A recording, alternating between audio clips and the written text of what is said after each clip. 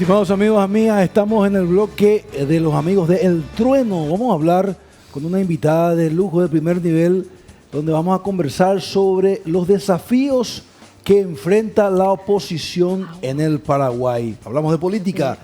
¿Debilitados o fragmentados? ¿Cuál es? La oposición enfrenta esos desafíos. Está con nosotros una dirigente del Partido Liberal Radical Auténtico. Ella es Marlene Orue. Muy buenos días, Marlene, ¿cómo estás? Buen día, muy contenta de estar aquí en compañía de ustedes. Gracias, un privilegio tenerte aquí. Gracias. Vamos a hablar un poco de la oposición. ¿Qué es lo que está sucediendo como puntal inicial? Lo último que vimos fue lo que pasó con Miguel Prieto, que es una figura que aparentemente está emergiendo. ¿Cuál es la opinión, la lectura que tienen ustedes? Bueno, y primero que nada decirte que nos encanta que emerjan figuras nuevas y jóvenes, ¿verdad? O sea, yo generacionalmente hablando me siento identificada con Miguel Prieto, con Soledad Núñez, con Joana Ortega, y me parecen figuras que suman y que fortalecen a la oposición. Es fundamental entender, vos sos del PLRA, Sí. según comentamos, que el principal partido de la oposición es el Partido Liberal Radical Auténtico, por sus bases, por su estructura, tiene más de 1 millón de afiliados, ¿es correcto eso? Así es. ¿Cuál es el rol que juega el PLRA en esto rumbo al 2028? Bueno, y el PLRA siempre es un actor importante por la parte territorial que vos decís, ¿verdad? Y como es un partido tradicional e histórico, siempre tiene unos cuadros y una formación en todo el país, ¿verdad? Tiene intendentes, tiene concejales, tiene gobernadores, entonces es una fuerza importante. Siempre, mira, siempre se habla, incluso desde que yo estaba en el vientre de mi madre, que el PLRA está en crisis. Siempre se escucha eso, ¿verdad? Pero me parece que también las crisis son oportunidades para lo que te decía, ¿verdad? Para las nuevas generaciones como yo, que estamos esperando la oportunidad, de hecho, ¿verdad? Por eso también la lucha de las mujeres al interior del PLRA es importante destacar, ¿verdad? Nosotros hicimos un cambio en el estatuto para tener una paridad, para poder competir en igualdad de condiciones con los compañeros varones. Y también proponíamos el uso del padrón nacional, o sea, esas son iniciativas que vinieron desde las mujeres y desde la juventud del partido, por sobre todo, ¿verdad?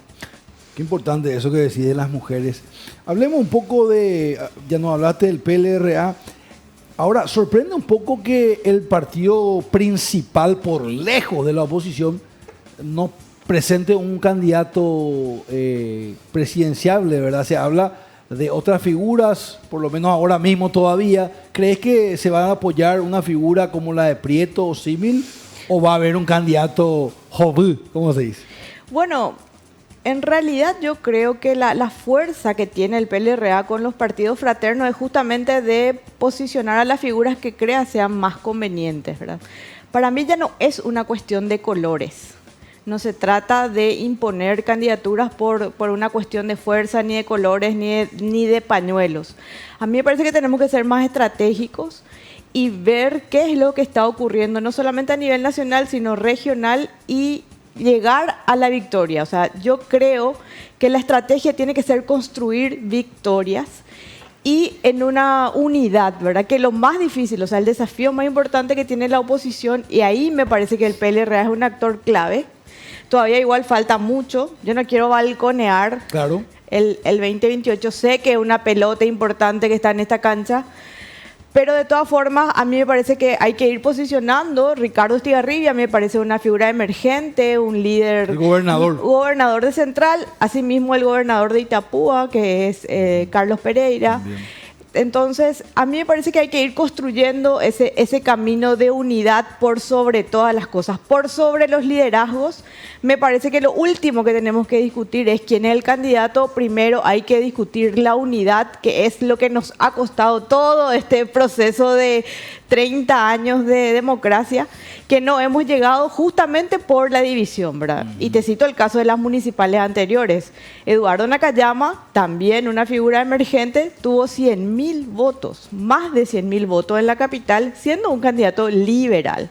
Podemos discutir después que él haya tomado la decisión de apartarse, pero ahí te destaco otra vez el rol de las mujeres y los jóvenes. Nosotros hicimos un trabajo de traerlo a Nakayama al partido, ¿verdad? Porque lo veíamos como una persona intelectual y lo traemos a la Academia Liberal de Historia y yo fui su primera apoderada en su primer movimiento, ¿verdad? O sea, lo conozco muy bien y sé que él es un liberal de corazón. Así que ese rol de bisagra que hacemos los jóvenes, ¿verdad? Siempre estamos haciendo ese trabajo de unidad, ¿verdad? Luego ocurren que a lo mejor los egos, los liderazgos no llegan al acuerdo, pero ese rol, o sea, yo me siento particularmente como con otras personas, con otras compañeras y con otros jóvenes que hacemos ese trabajo hasta que nos sangre la lengua, tratamos de que se llegue al diálogo y al consenso. Y una vez más vamos a hacer ese esfuerzo para el 2028, ¿verdad? Así que a mí me parece que nosotros no es que no tengamos figuras, las tenemos. Me parece que lo importante es la victoria, la gente necesita un modelo nuevo de país, que eso es lo que proponemos nosotros, un modelo nuevo, un cambio drástico, eliminar la corrupción, eliminar la mafia. De hecho, traje un libro acá para regalarles, A ver. que se llama Aristocracia Tecnofinanciera, el capitalismo mafioso y fascismo global. O sea, no es algo que afecte solamente al Paraguay. Entonces, como referencia traje este libro de Rocco Carbone porque hay un problema global que es el fascismo y el crimen organizado y que van juntos de la mano. Y eso creemos que es uno de los problemas más graves que tiene nuestro país. Entonces, a mí me parece que hay que hacer un cambio de timón muy importante en el 2028, porque si no vamos a seguir creciendo, estamos número 4 a nivel mundial en crimen organizado, ¿verdad? Y esa fue una de las alertas que hizo nuestro último candidato a presidente y que hoy se confirma. La mafia, a mí, yo discutía muchísimo con muchos campañolos, incluso que me decían, no digan más patria o mafia, pero hoy está comprobado, la mafia de los pagarés, la mafia del oro, la mafia de los detergentes en Asunción. Decime una cosa, Marlene, muy interesante lo que estás diciendo. Ahora, cuando hablas de fascismo, uno se traslada naturalmente a Benito Mussolini, a Adolf Hitler, cosas por el estilo. ¿Existe fascismo en nuestros días? Yo creo que sí, mira, es un fascismo que lo único que hizo fue cambiar un poco la imagen entró a jugar dentro de la democracia, el fascismo gana elecciones como ganó en su momento. Entonces me parece que el enemigo, el adversario mayor es eso, porque el fascismo lo que quiere hacer es restringir derechos. Por eso hay una campaña tan intensa contra los derechos de las mujeres, contra los inmigrantes, y es un discurso que se repite a nivel global. Y eso me parece que también los partidos tenemos que combatir. Los diferentes no son los culpables. En la época de Hitler los culpables era una raza, eran los judíos. Ahora son los inmigrantes, ahora somos las mujeres.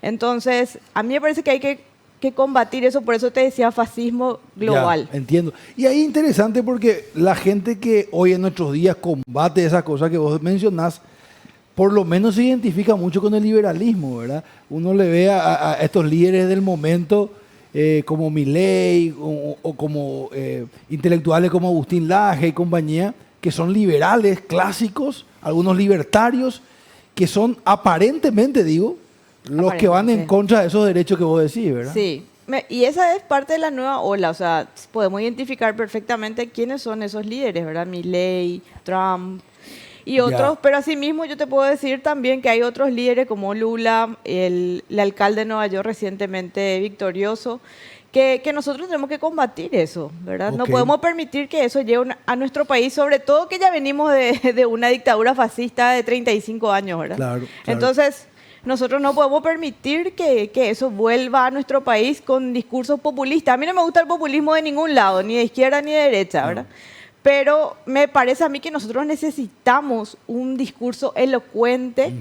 Yo sé que el liberalismo tiene raíces muy europeas. Todas las ideas que tenemos acá en América nuestras ideologías políticas vienen mucho de Europa. Claro. A mí me parece que tenemos que construir a lo mejor algo que se perdió allá por la época del doctor Francia, ¿verdad?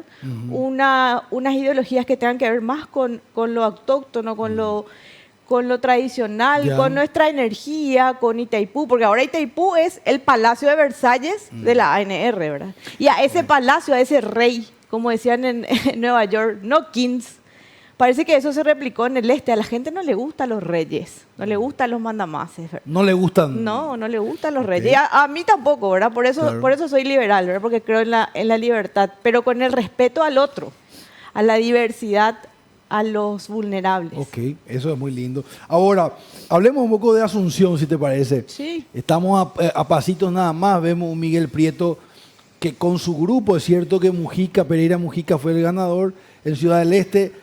Prieto apoya a Joana Ortega.